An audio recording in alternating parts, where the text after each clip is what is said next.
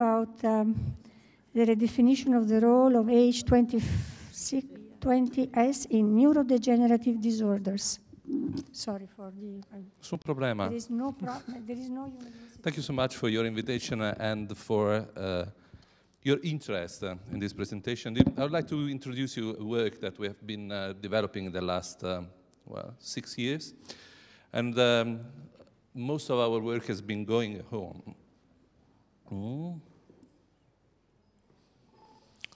Quello più basso? Ok, grazie. Using proteomics. So most of the investigation I would refer to is about applying proteomics to redefine the role of a gaseous mediator.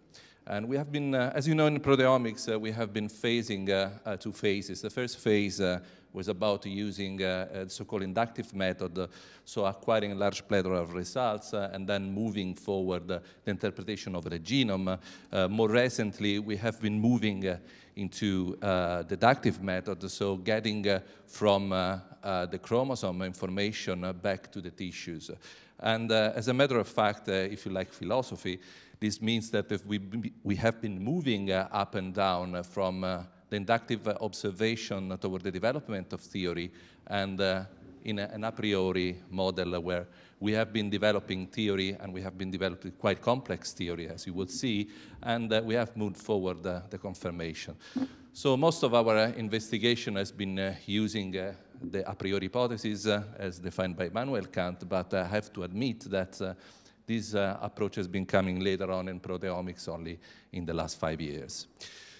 So everything started using inductive methods, so using unbiased observation, profiling biological samples with the easiest technology we had available at that time, which was the application of linear Maltitov in order to profile a protein and protein modification. As a matter of fact, this is a top-down approach. This means that we are evaluating intact protein with all their modification on site. And we have been applying several statistical models to identify the differences, but to make really very short this story, we ended up in observing at least some of the most abundant protein with their post-translational modification complexity. Here you see the transthyretin and how transthyretin is differentially oxidized in different biological samples. In fact, what you observe here as a different set of signals refers to the oxidation of cysteine 10 with different disulfide bridges. And I would like to draw your attention, especially on these 2 last modification, the closest to the free transthyretin, because these 2 modifications are those that set up all the investigation that I will talk about. And also because these modifications are quite specific in patients with multiple sclerosis. And are specific only in patients with multiple sclerosis in the central nervous system. So if you analyze the CSF, you would observe this modification, but if you analyze the plasma from the very same patient, those modifications will not be in place. Okay, and clearly we can identify every single signal, so it's a little bit different type of technology, but you can imagine that we can easily make a LC separation and target LC separation by exact mass, and then going back to the classical bottom-up approach and identify those proteins.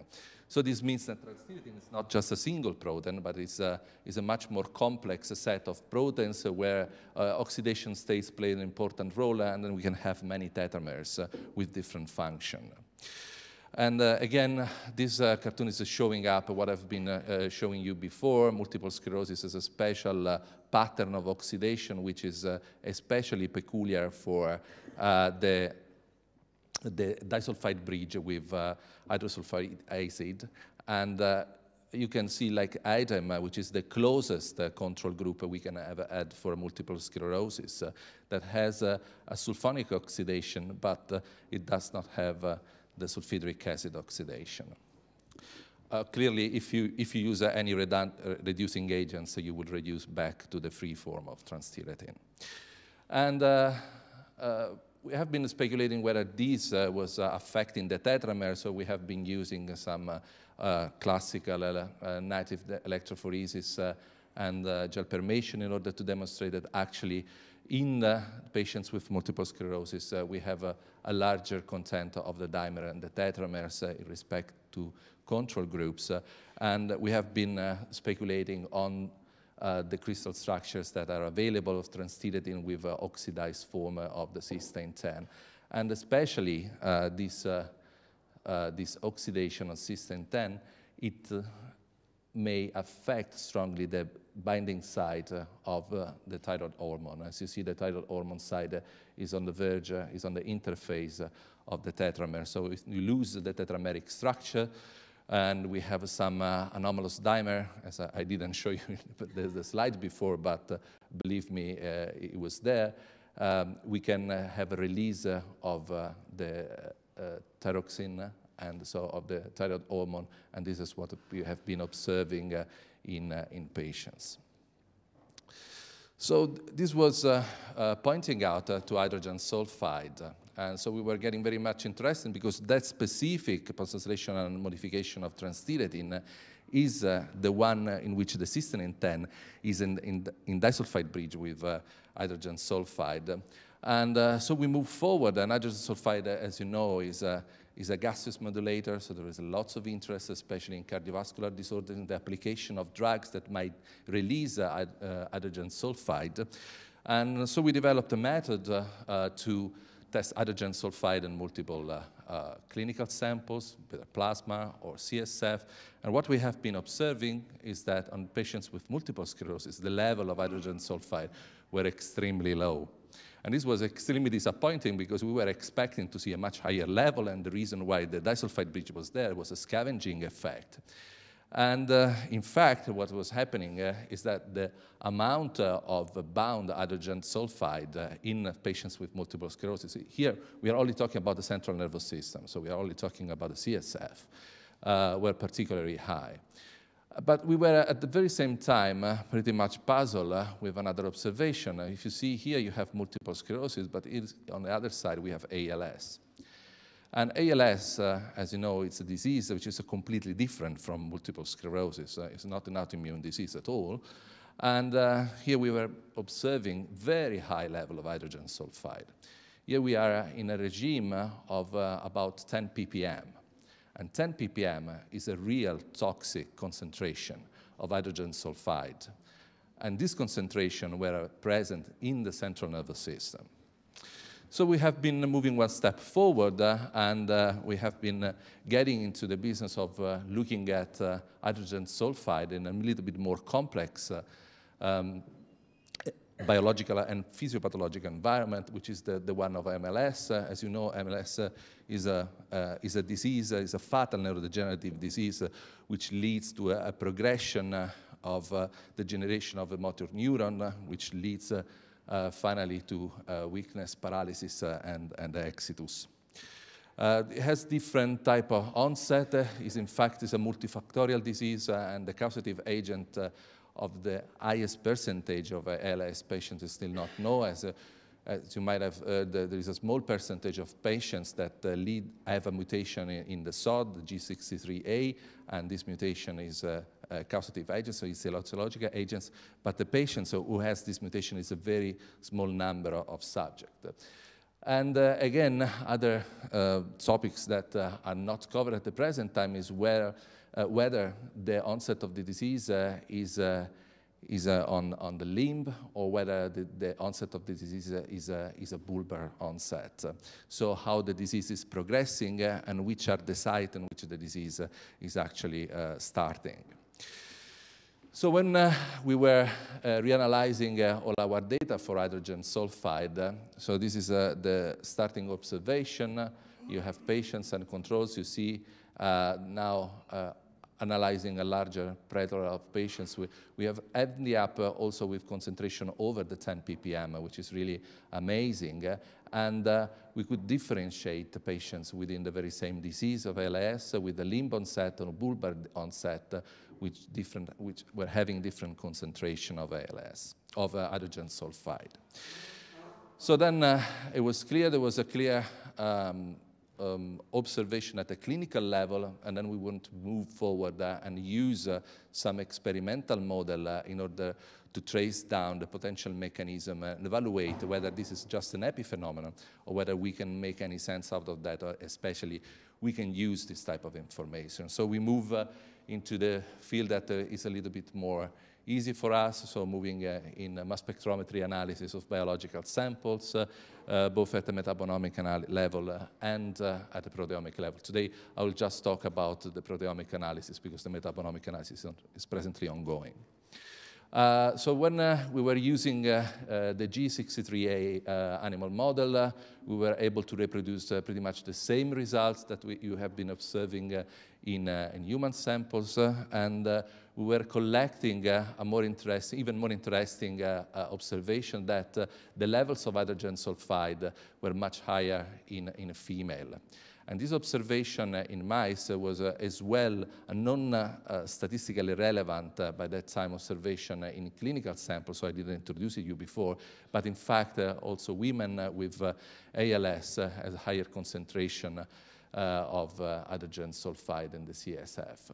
And now if you move in a different district, so you go from the spinal cord to the muscle, you can observe that mice which have the mutation in the SOD, they tend to have higher concentration of hydrogen sulfide by the time the disease is progressing. So this is the last bar, it goes to 130 days, which is a very long lifespan for a mice which has this mutation.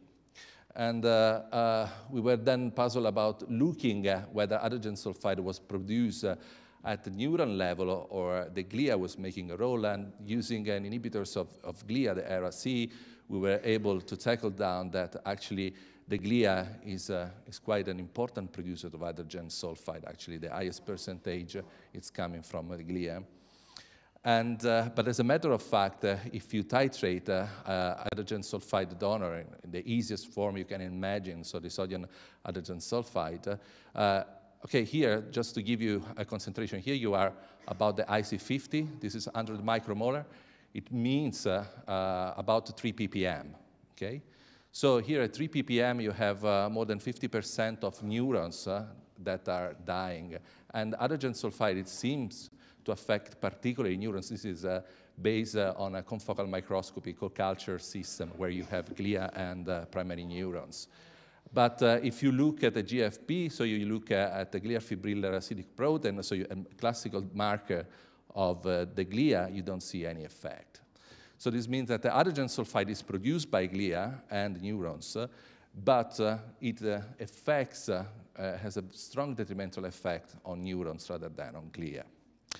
So we were then using all our tools in proteomics, both using classical 2D gels and the shotgun proteomics approach. And the reason why we are doing that, just a technical note, it's very easy.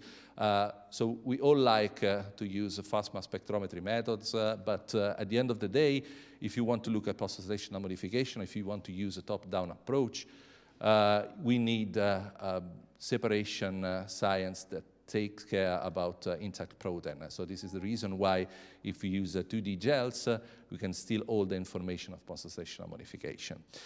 And just to give you a small hints about the complexity of the data we are analyzing, I'm not getting into the details of this. We are actually analyzing about 100,000 exact mass retention time clusters. It means that the overall statistical analysis, it lies behind this huge number of peptides that are profiled in a single analysis. Then by reconstructing the differences, we ended up with a list of differentially expressed or differentially represented protein that are present in the samples. And going forward, we try to build up hypotheses, and most of the time we use just a static model, which I don't like at all for many reasons, because it generates full with tautologies and the number of contingencies that we can actually get. So contingency means novel information, so something that is true just in this biological system, but it's not a general truth which is obvious like any tautology. It's really much limited, so I was really interested by the presentation of Professor Alberghina before about building up a stoichiometry inside these networks, because this is something that we would definitely like to achieve in the near future. But producing this type of network is helping us in developing some hypotheses and clustering such a large data set into function. So let me move quickly. Which are the functions that we have been observing when analyzing the spinal cord? It was about the mitochondrial involvement of a number of mitochondrial functions, especially on the mitochondrial chaperone, on the cytochrome C oxidase, and the mitochondrial import components and function. But especially a very strong ontology, so a very strong correlation with the potential involvement of calcium metabolism. So we were going now back using not more an inductive method, but the deductive movement. So we were tracing and tackling specific proteins that we were interested coming from the network we have been analyzing before, and then making targeted analysis on those proteins in order to confirm this hypothesis. And we base this on a mitochondrial function. So now you can see the modulation within the wild-type mice and the G93A mice of some of these proteins that we feel that are relevant describing the system. And we were then going back and reanalyzing the overall tissue samples and rebuilding the network and looking at how these mitochondrial proteins were translated into function on the overall tissues. And again, you can just believe me, I'm not getting into every single network. The flow of calcium and the metabolism of calcium was coming out as one of the main ontological terms in this analysis. At the end, what we were describing was a system that has been already, in a way, published by the group of Kuller in Göttingen, and is about a mechanism where calcium and the mitochondrial function are related to the neurodegeneration in ALS. But what we have been adding to this mechanism is the hydrogen sulfide. So now we know that there is not only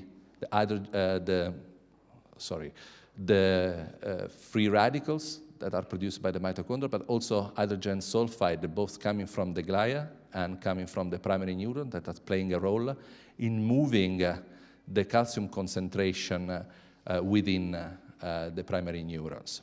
And to give demonstration of that, we have been clearly measuring calcium level using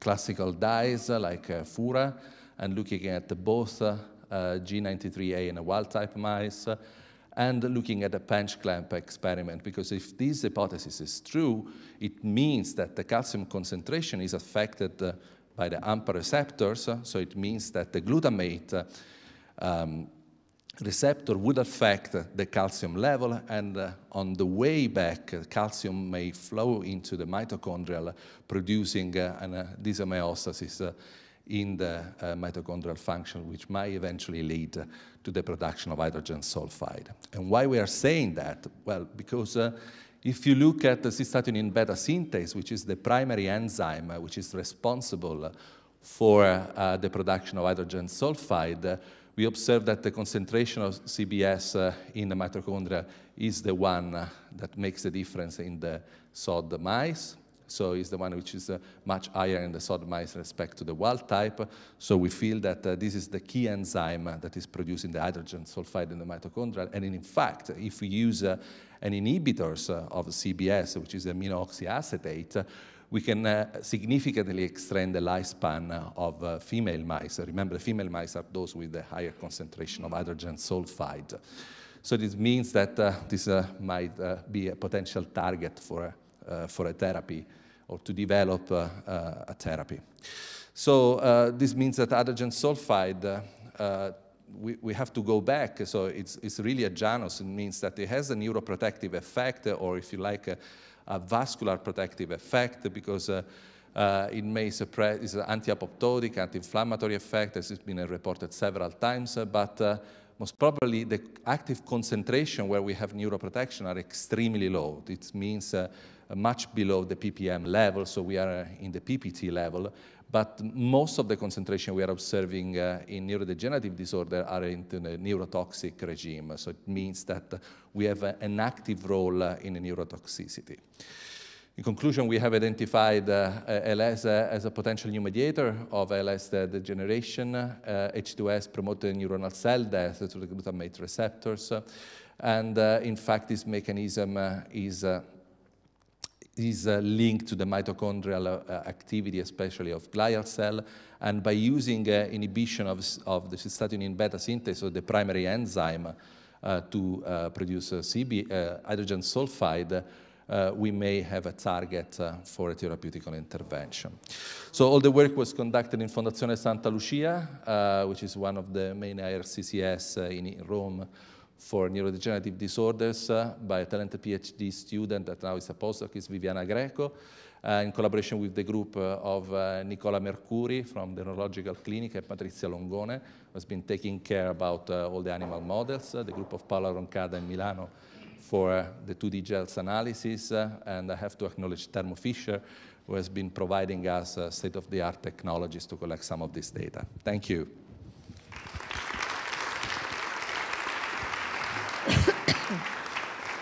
Thank you very much. I can take one question. Brief one. Thank you. Congratulations. I'd like to know if something is known about the roles of H2S and the oxidative stress. Are the mechanisms known of that interaction? There is a lot to know about that, but I would put everything back on discussion, because it's clearly that H2S is the reducing agent, if we like. But it has many other effects. So the network that we are building up as a functional network all around the H2S is much more complex than just the redox function.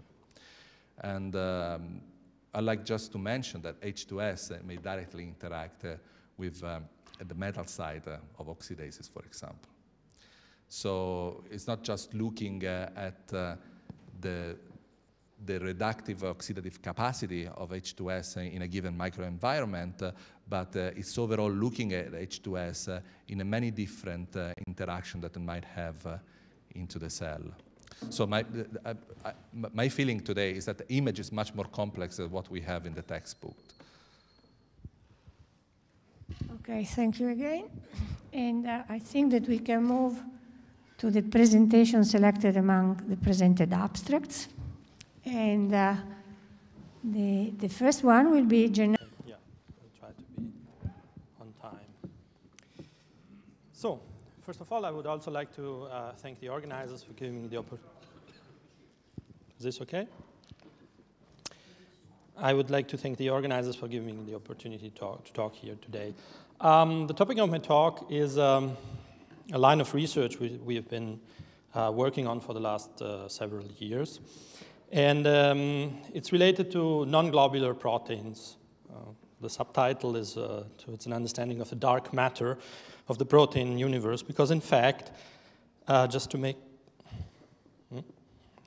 the point, here we have an interesting paper which came out about 2 years ago, where they did an analysis on how much we actually know about the human proteome in terms of sequences for which we have at least some annotation for their function. This is the blue bar over here for Homo sapiens, so we're around 90%. For 90% of the sequences, we have an idea from the PFAM database, so a conserved set of globular domains, that there is at least one. But on the other hand, for only roughly slightly more than 40% of the amino acids in the human proteome, we know what possible function there is, or at least which globular domain they belong to. So in this paper, the authors argue that the missing part, which is well over 50%, is largely composed of phenomena which are not what you would expect. So the globular regular protein, which can be easily crystallized, enzymes, etc. But rather a bunch of other phenomena, which I will be talking about today. So just to give you an idea of what we're talking about here, This is a protein from Anopheles gambe, which is over roughly 500 residues long. And the annotation we have in PFAM is shown here with the usual graph showing this gray line for residues which are not annotated. The green colored box over here is a PFAM-A domain, so this has been recognized as something which is similar to other parts and other proteins. This part over here is a PFAM-B domain, so what they are saying in the databases, we've recognized this as something which is present also in other sequences, but we don't know what it is. At the front of this sequence, you have a short signal peptide. And the interesting part here is that we have a PDB structure for the entire protein, sorry, which is the PDB code you see down here. And this is the structure. And in fact, you can see that this is not a regular globular protein in a sense, because we have this long repeated region over here, which is a leucine-rich repeat, which is not being picked up on the sequence level. So unless you have the structure, you really don't know that this part is highly structured and very regular. Then there are some irregular parts. Some of them are recognized in PFAM as intrinsically disordered. And then we have this other long part over here, which in fact is a long coil region. So what we are interested in is the difference between what you can find once you have a structure and what is really available on a large scale from the sequence analysis. And to give you a broad classification of what we are considering non-globular proteins, these are mainly three different phenomena. One, which is the one I'll be talking about today, is intrinsically disordered proteins, so parts which are moving. More about that in a second.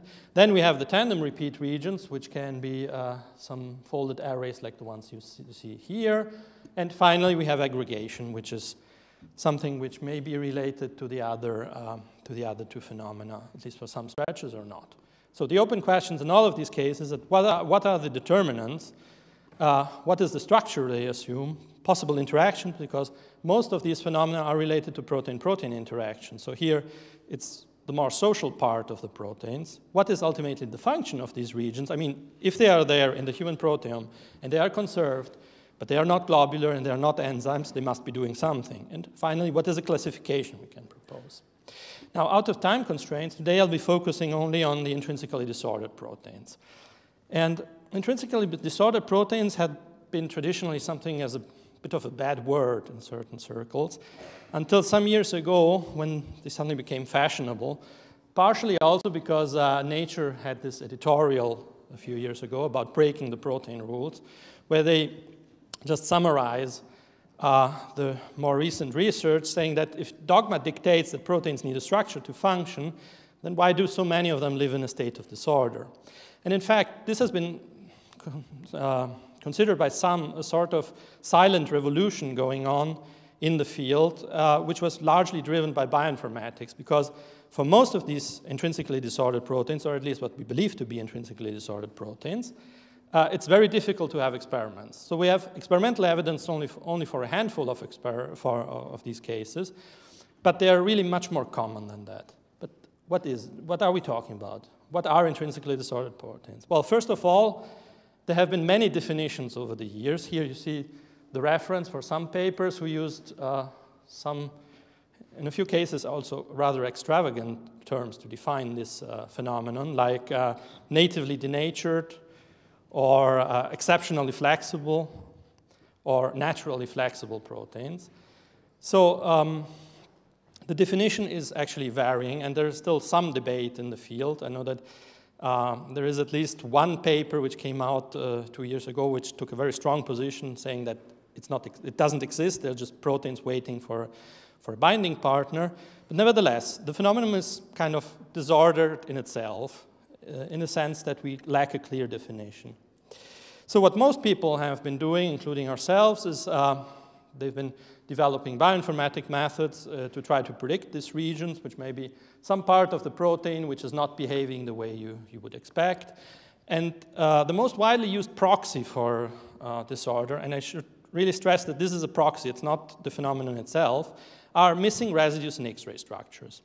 Now, this may arise out of several reasons, but one, which is usually the shortcut people are are taking is that if you have several residues which are missing, you can consider that these could be intrinsically disordered. So people train their prediction methods on those parts of the sequence where the X-ray information is missing. And this gives you a predictor which you can apply large scale on other sequences. However, here you already have a bias in how you define this disorder. So trying to be as agnostic as possible, what we did is we developed a database which is called MobiDB for mobility, because we don't want to get too closely into the debate about the definition of what disorder is or what it's not. So we tried to combine as many different sources of information as possible. The main one which people have been using is the X-ray crystallographic structures, the missing residues. This is what the predictors have been trained on. Then there is the DISPROT database, which is a collection of manually curated collection of cases which have been reported in the literature to be experimentally disordered. But this is very small, so it's just 680 proteins roughly. And then you have NMR structures. For the latter, we developed a method which is called MOBI, which gives you a definition which is similar to the missing X-ray residue. So the mobile parts are considered to be a proxy for disorder. In the end, what we got is a data quality pyramid, like this one, where we have, on the bottom level, we have predictors, which give you the broadest coverage, because as a matter of fact, we are covering all of UniProt right now, which means 80 million sequences. And in fact, if you want to look up the results for intrinsic disorder for your favorite protein, you can just go to the relevant UniProt page for your protein and scroll down to the part about the structure, and you will find a cross-link to our database. Nevertheless, predictors give you the broadest coverage, but they are also the lowest quality you can have. Above these, you have the indirect sources, which would be X-ray and NMR structures, which have been mined extensively. And above them, we have the curated data on top, which is just very few cases. So our idea for this was to construct a database where we just collect all this information, put it together, and give a broad overview of what it is. Just to give you an example of what we're talking about here, the protein 4E-BP1, so eukaryotic translation initiation factor 4E binding protein 1, has been described in a paper from 1998 as a protein which is completely disordered in absence of its binding partner, but then becomes structured. So the kind of information we have from MobiDB is that we collect the different sources where there is a crystal structure for this central region, which is folded only with its binding partner. So this is mapped here. Then the DISPROT database was saying that it's entirely disordered, and the predictors are effectively picking up the central region, which can be structured. So in our hands, this central part becomes ambiguous because it has been reported as both structured and unstructured, whereas the rest remains disordered. Now, all of this information is collected in the database and can be looked at one protein at a time with an overview page like this one. This obviously is very small, so if you're interested, it's better if you go directly to the web page. But nevertheless, we have an overview of the different disorder predictors. We have crosslinks to the various crystal structures where available, so you can see which parts of the protein have been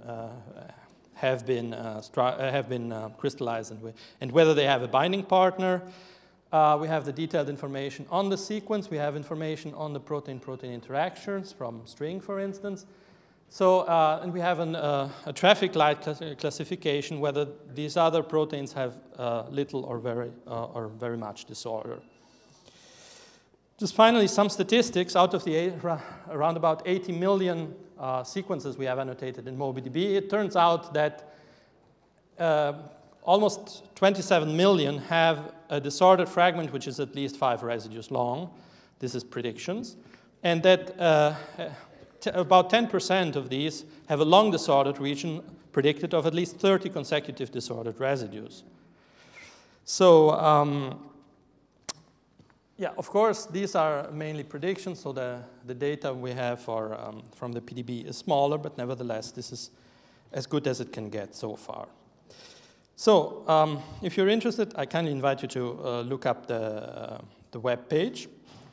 And finally, just a bit of information, since we've recently been approved a cost action which is focused on non-global proteins. I'm the chair of that cost action. It's an open consortium. So if anyone is interested in in research on this kind of proteins, you're very warmly invited to join the group because it's an open infrastructure. The web page is down there. And with that, I would like to thank you for your attention.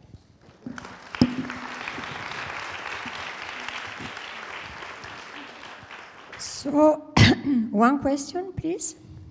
Very short, possibly. Short. I appreciate that you're trying to put water in this intrinsically, but this is just a joke. You mentioned that several IDPs, let's say, are held to acquire structure by interacting with partners. Do you have a rough idea, say, percentage of known proteins in your database which are shown to acquire structure by interaction with the partner? Yes, we are working on this. It's still unpublished. There are a few thousand in the PDB. No, out of the PDB, so 100,000 plus X-ray structures. If you reduce that to single proteins, it's roughly 25,000. And out of those, about 10% or so, you have experimental evidence on these changes. Thank you very much again. And now we are calling in Paola Coccetti from Milan. Thank you very much for coming. And please keep in time.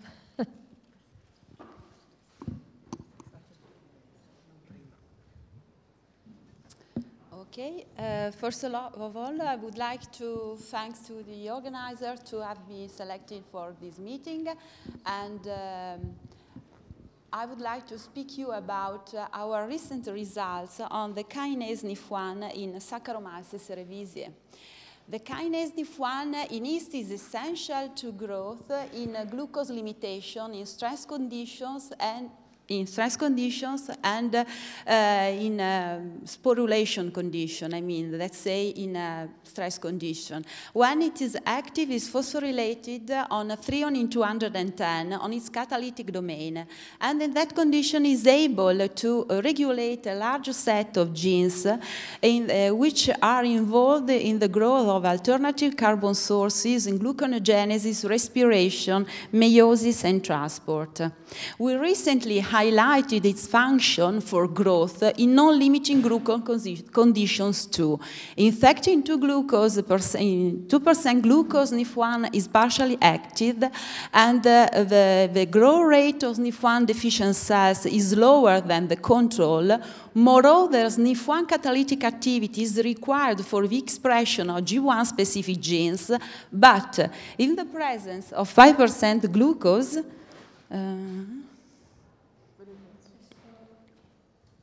okay. But in the presence of 5% glucose, the function of NIF1 becomes dispensable. To better understand the phenotype of NIF1 mutant cells, a transcriptomic analysis was performed both in 2% and 5% glucose. And we found that about 1,000 genes were deregulated in 2% glucose and only 300 in 5% glucose.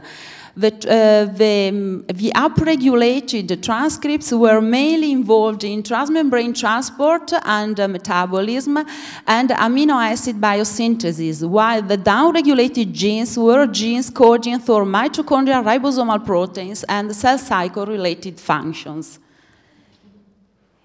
It was interesting to discover that NIF1 is a regulator of glycolysis. In fact, some glycolytic genes were deregulated only in 2% glucose and not at all in 5% glucose, consistently with the dispensable function of this kinase in 5% glucose.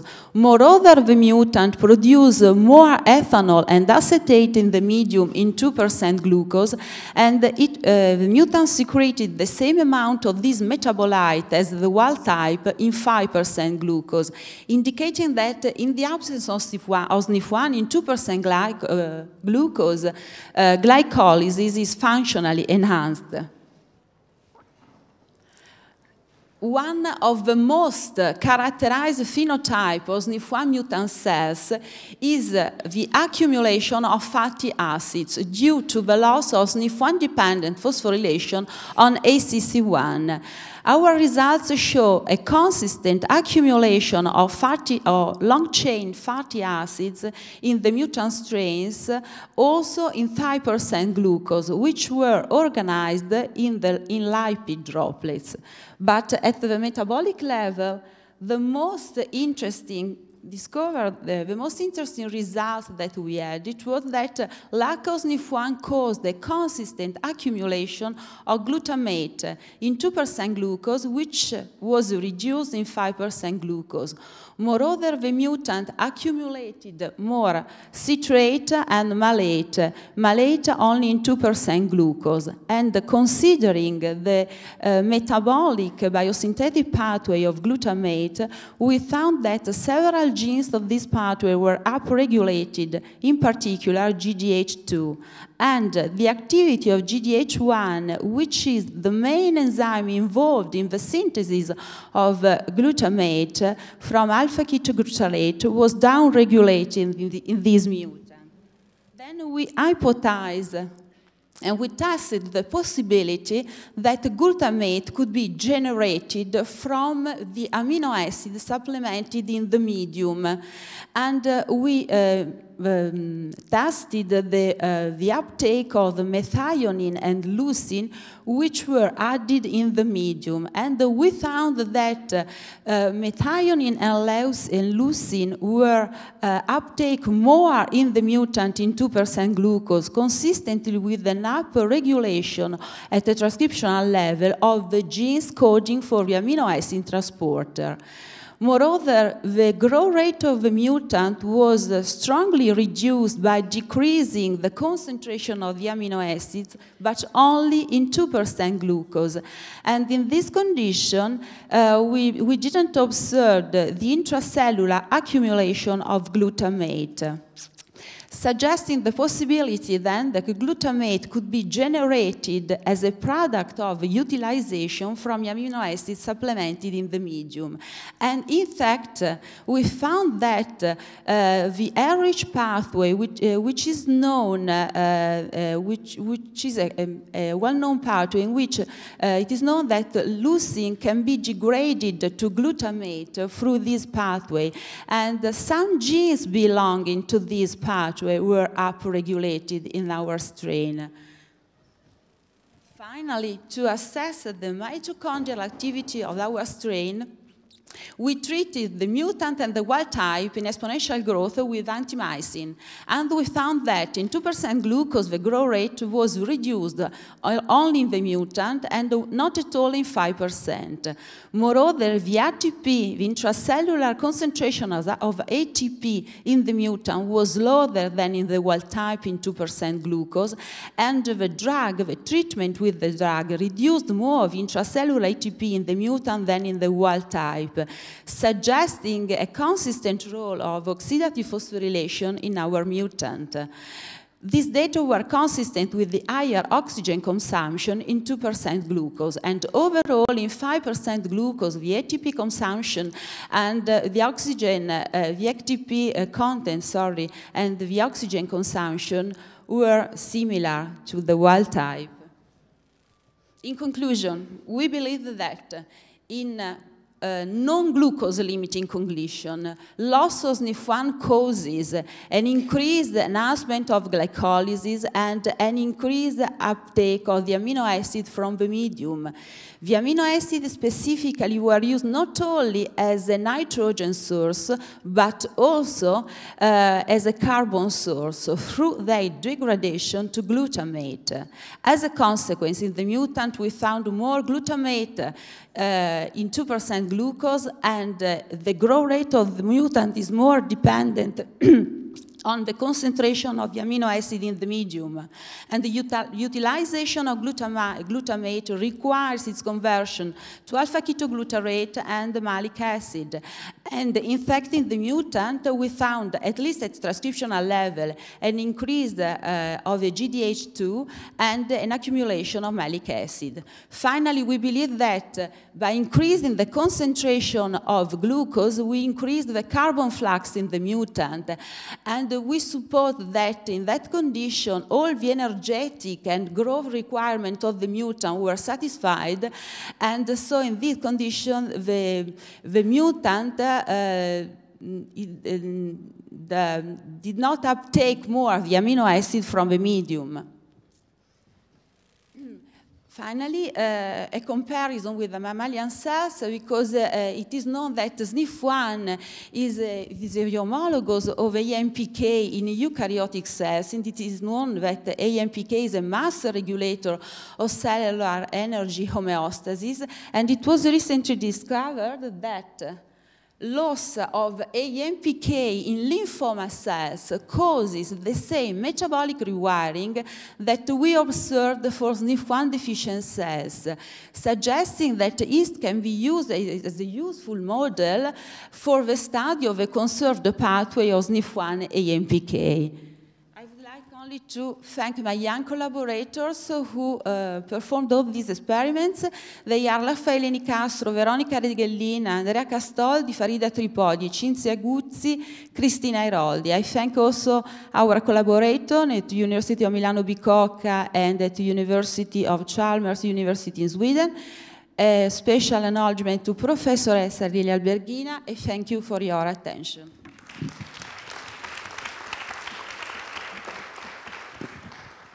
Only one quick question? No question? Why do you think that there is a change in the requirement of SNF1 between 2% and 5% glucose? Okay, the question is about what is the difference between the changement of a metabolism between 2 and 5% in SNF1. I think that the main reason is that in 5% we have more glycolysis. In that condition, in fact, also in the wild type, we produce more ethanol and acetate, and for that reason could be the mutant has a more carbon flux, and also the ATP content in 5% glucose is more, so the energetic requirements are more satisfied in that condition than in 2% glucose. Okay. Professor Martelli, you have 5 minutes.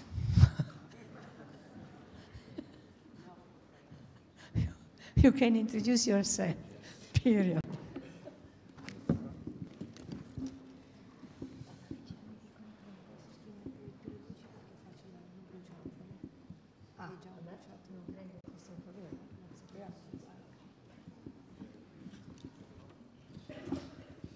Good morning, everybody. I'm Pierluigi Martelli from the Biocomputing Group of the University of Bologna.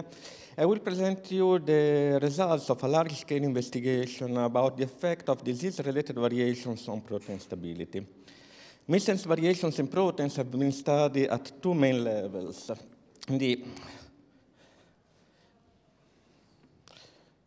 The effect on protein thermodynamic stability and the association to diseases. And the relationship between these two effects is still under investigation. In 2011, we proved that mutation types that are most related to disease tend to perturb protein stability in neither directions. It means that they tend to largely increase or largely decrease protein stability. Nevertheless, this association, this relationship is far from being perfect. And our aim here is to investigating whether the relationship between thermodynamic stability and the association to diseases is dependent on the different protein or disease classes. On the experimental point of view, stability of proteins measured by the the delta G of unfolding. Available data says that the delta G ranges from 0 to 30 kilocalories per mole, with an average about 5 kilocalories per mole. And when we look at the effect of protein variations, we see that a large part of the protein variations only promotes only a slightly perturbation of protein stability, between -1 and 1 kilocalorie per mole. And we call these slightly perturbing variation as non-perturbing variations.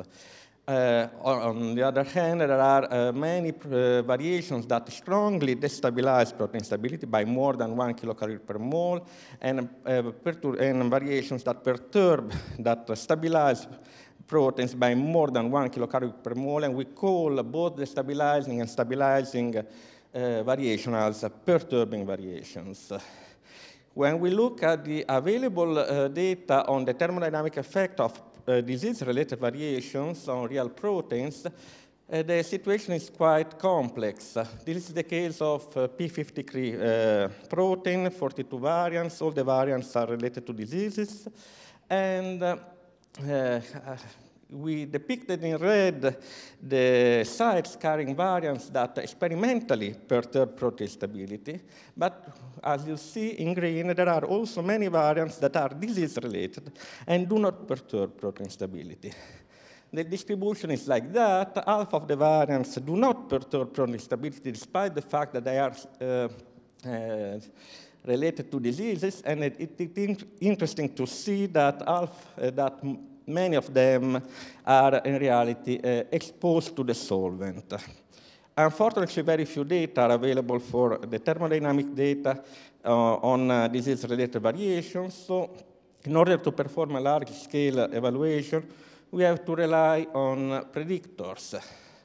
To this aim, we developed recently INPS, a method based on SVM, a machine learning method that is able to predict the impact of non-synonymous variation on protein stability, starting only from the sequence and from the information about the variations. I cannot enter into details, of course. You can find the predictor on the web. It's publicly available.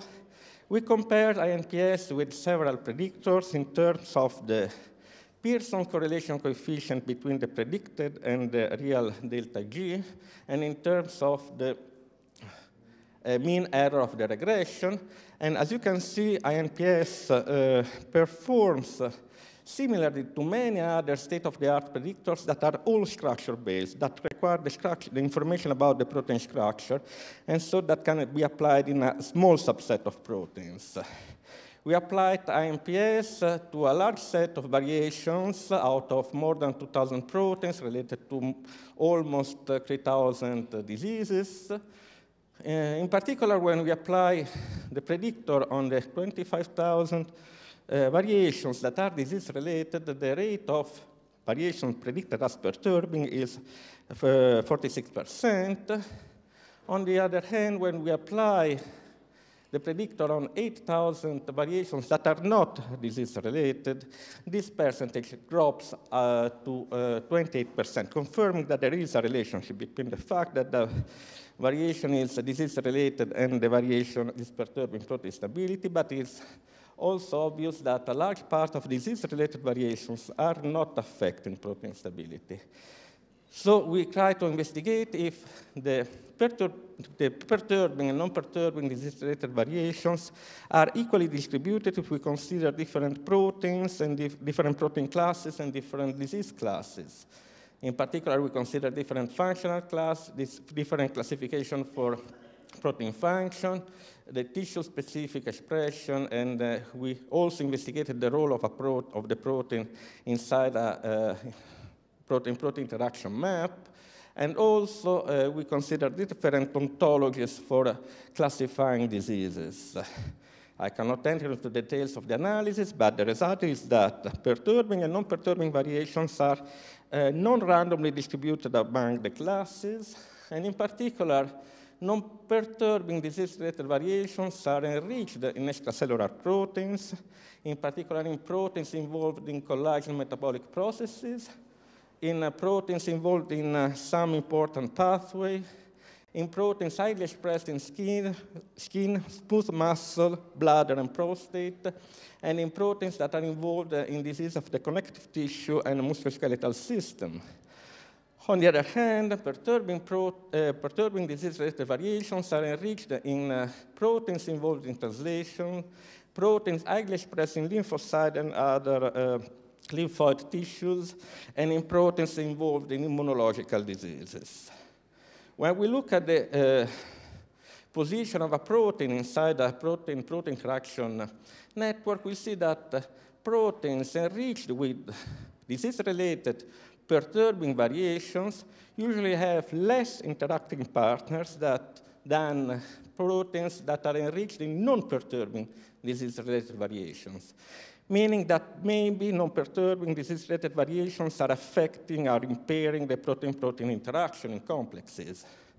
This is also confirmed by the fact that if we look at the solvent accessibility, relative solvent accessibility of the mutated sites, we see that sites that are buried in the protein tend to carry disease-related variations that are more perturbing than sites that are solvent exposed. I think I can conclude here, thanking the biocomputing group and all the collaborators at the biocomputing group.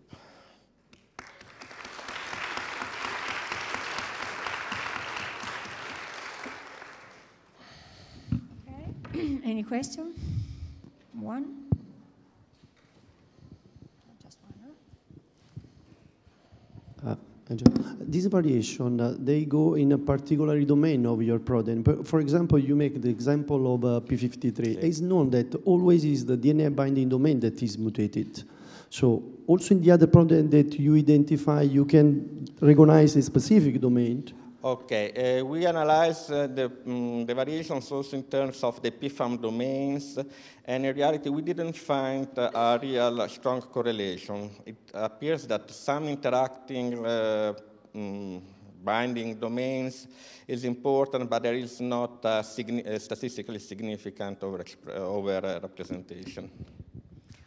Okay, I would like to thank you all for the patience and for being here this morning. It's been difficult for everybody, so thank you very much.